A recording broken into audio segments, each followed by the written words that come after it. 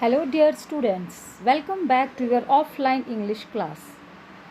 Today we are doing the language work of Gulliver in Lilliput. Yesterday we had already done this.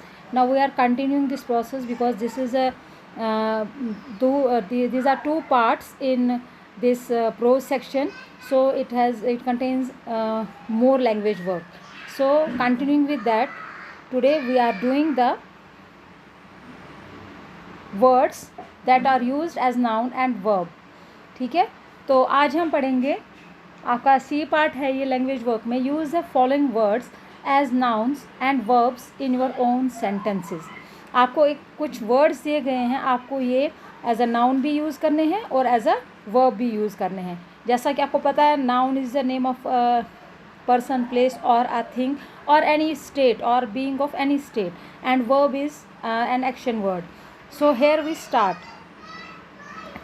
First one is charge. Charge as a noun. I have paid the admission charges. तो charge मैंने पे किया. ठीक है, क्या पे किया? Admission charge, जो भी पैसा बनता था वो पे किया. That is as a noun. Now अब इसको एज अ वर्ब यूज़ करना है. They charged me 50 rupees for the breakfast. उन्होंने मेरे को चार्ज किया, मतलब उन्होंने मेरे ऊपर कितना बिल बनाया? 50 रुपीज़ ब्रेकफास्ट का. ठीक है, तो this is the. Now the second one is converse. Converse का नाउन हो गया. Building new roads increases traffic and the converse is also true. Traffic भी इंक्रीज हो गया, रोड्स भी बढ़ गए. ठीक है, नई नई जो रोड्स बनेंगी तो इससे ट्रैफिक इंक्रीज हो जाता है. तो इसका मतलब इसका उल्टा भी सही है. तो कन्वर्स इज यहाँ पर नाउन यूज़ किया गया है. After that verb. Have you conversed with him on this issue. Converse, यहाँ पर कन्वर्सेशन का कन्वर्स आ जाता है. कन्वर्सेशन आ गया एडजेक्टिव, यहाँ पर कन्वर्स आ गया आपका नाउ वर्ब. ओके, तो मतलब मैं बातचीत, उसको किसी इशू के लिए हम लोग डिस्कस, कन्वर्स कर रहे थे, बातचीत कर रहे थे. ठीक है. After that divide. डिवाइड हो गया, एक हो गया हिस्सा करना. ठीक है, दूसरा हो गया जैसे यहाँ पर बीच में कोई इसको रोड का डिवाइडर लगा होता है. There is a big divide between the Protestants and the Catholics of Scotland. एक दरार थी. ठीक है, यहाँ पर वो दरार के हिसाब से कम बोल रहा है, सेंटेंस में यूज़ किया गया है कि जो कैथोलिक्स के स्कॉटलैंड के कैथोलिक्स थे उनके और प्रोटेस्टेंट्स के बीच में एक बहुत बड़ी दरार थी. Now as a verb. Can you divide the love of a mother. क्या आप माँ के प्यार को बांट सकते हो? तो यहाँ ये एज अ वर्ब आ गया. After that honour. Honour as a noun. Power without honour has no value.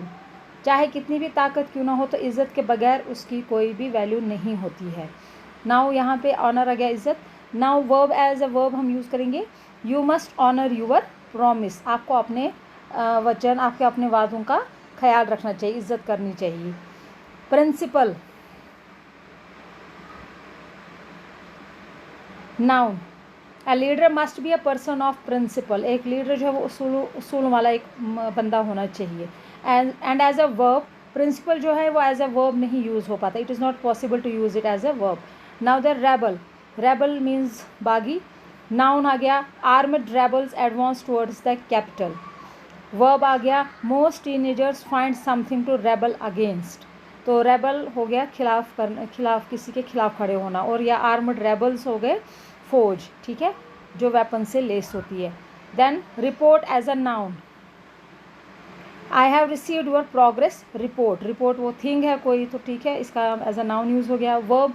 We have reported the matter to the police. हमने रिपोर्ट की है, ये जो बातचीत, ये जो भी हाल हुआ है यहाँ पर, ये हमने पुलिस को रिपोर्ट किया है. तो means something has been done. Now the value. Value as a noun. Respectful words without a respectful heart have no value. Then verb. I value a respectful heart more than respectful words. ठीक है, यहाँ पर देखिए value दोनों में इस्तेमाल हुआ. एक जगह वो नाउन की जगह हुआ कि उसकी कोई वैल्यू नहीं है, और वैल्यू देना, मैं अहमियत देता हूँ respectful heart more than respectful words. Okay, so this is one portion of your language work. After that we will do the next one word substitution from your lesson. ठीक है, तो वो भी इसी लेसन में से है. It has a huge language work. So till then do this and take care. Stay safe. Home, stay safe.